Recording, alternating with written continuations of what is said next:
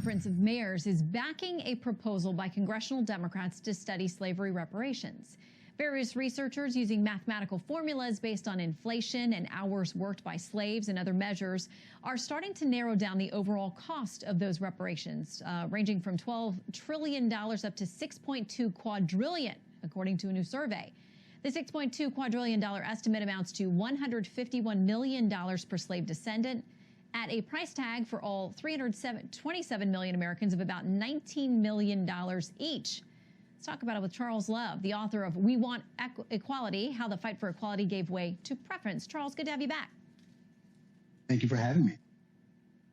Okay, so let me read this from the Washington Examiner. Paul Bedard says this: a new study from 3 college professors said that the ultimate cost could be $6.2 quadrillion, comes after trillion, and 1 quadrillion has 15 zeros. The series suggests a payment of $151 million each, and as we said, the cost to every person would be $18.96 million, every American.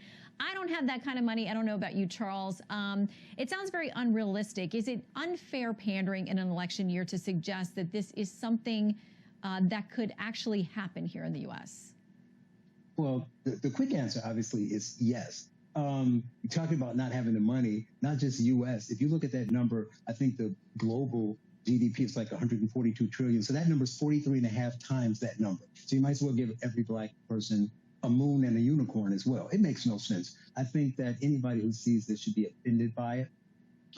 Whatever your views are on reparations, I don't agree with it, but I have some really smart people who do, views and others that talk about reparation. It needs to include elected officials, business people, and everyone else if they want to have that conversation. But I want to quickly say, whatever that conversation is, it's important to know, because I know we have little time, BLM cannot be at that table.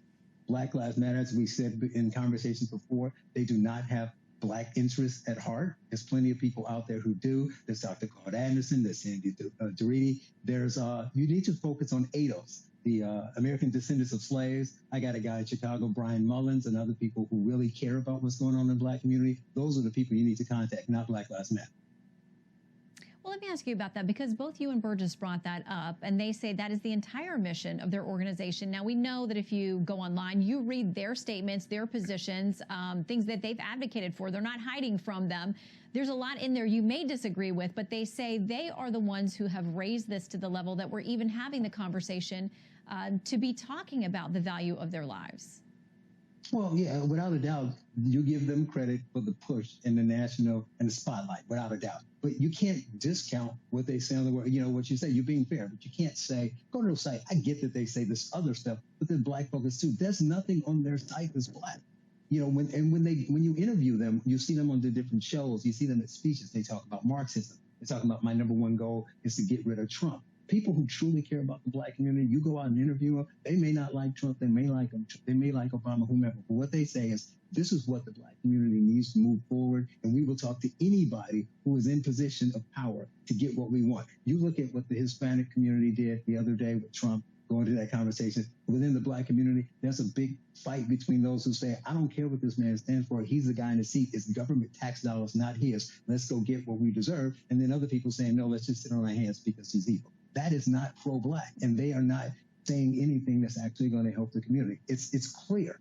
I mean, you can't discount what they're saying. What they're saying outside of police brutality, they're not saying anything else that's about black people. But if you get back to this, there's obviously troubles in the way to do it. There's trouble in there's 41 million in this study. Really quickly, it says there's 41 million blacks, but they're not 41 million ADOS. You know, so you're including people who I know, close friends, who've been here 5-10 years from Ghana, just became citizens last year, but they weren't born and raised here. So how do you draw that line?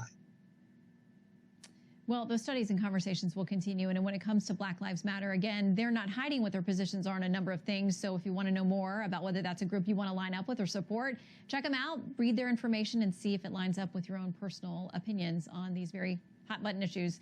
Charles Love, great to have you. Thank you. Thank you.